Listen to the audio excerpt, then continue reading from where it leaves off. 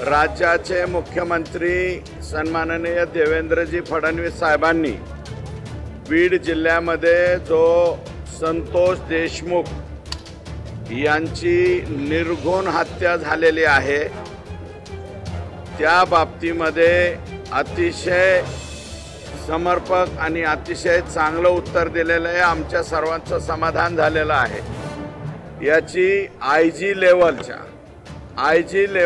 अधिकाऱ्याच्या SIT स्थापन करून त्याची चौकशी होईल।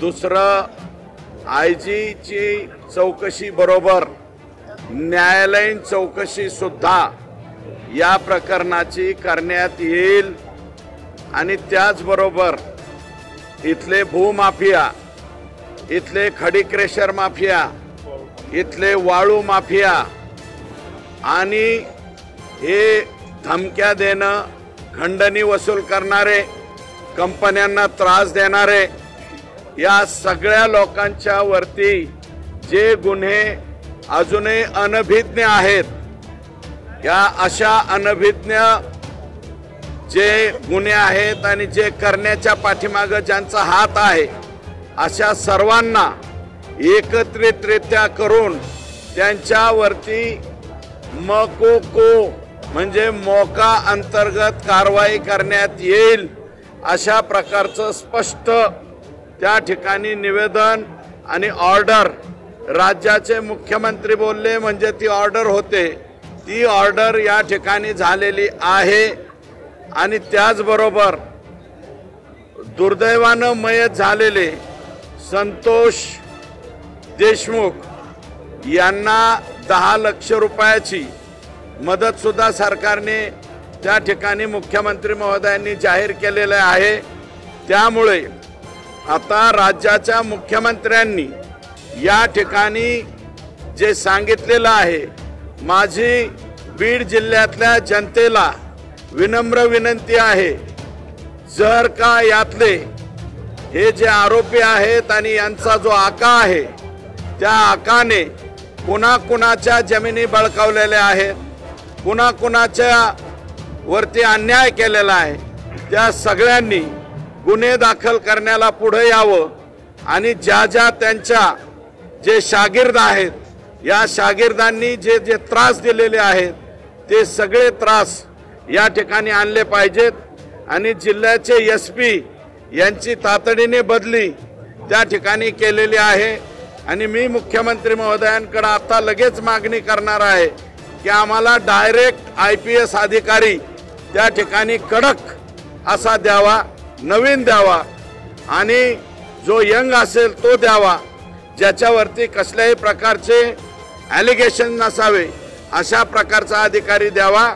आणि हिम्मत तर एवढी बीड जिल्ह्यामध्ये वाढलेली आहे, वाळूचा ट्रक पकडला महसूलनी आणि पोलीस स्टेशनला लावला, तो पोलीस स्टेशनवरून तो पळवून नेण्याची सुद्धा रात्रीच्याला इथपर्यंत हिमती गेलेले आहेत। ज्या तहसीलमधून अशी कारवाई झालेली, ज्या पोलीस स्टेशनमधून असे ट्रक्स, टिप्पर किंवा ते डंपर हे पळवून नेलेले असतील त्या सगळ्यांच्या वरती कारवाई या ठिकाणी करण्यात यावी।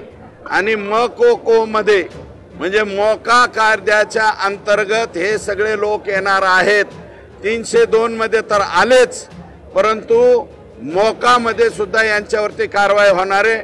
अतिशय चांगलं उत्तर, हे जी दुर्दैवी घटना अतिशय निर्घृण, निष्ठुर आणि अन्यायाची आगळीक झालेली आणि आर्त किंकाळी मी संतोष देशमुख आणि त्यांच्या कुटुंबियाची जी मांडली त्याला अतिशय समर्पक उत्तर राज्याचे मुख्यमंत्री यांनी दिली, त्याबद्दल मुख्यमंत्री महोदयांचं मनापासून या ठिकाणी आभार मानतो आणि जनतेने पुढे यावं अशा प्रकारची विनंती करतो। बघा, आतापर्यंत जे माननीय मुख्यमंत्र्यांनी स्टेटमेंट केले, माझ्यापेक्षा जास्त इनपुट मला वाटतं त्यांच्याकडे असतील, परंतु वाल्मिक कराड यांचा आता सभागृहामध्ये जो उल्लेख झालेला आहे तो फक्त खंडणीपुरता झालेला आहे आणि ही खंडणी का मागितली आणि हा खून का झाला याचा आता इन्व्हेस्टिगेशन चालू झाल्याच्या नंतर लिंक जोडल्याच्या नंतर ते सुद्धा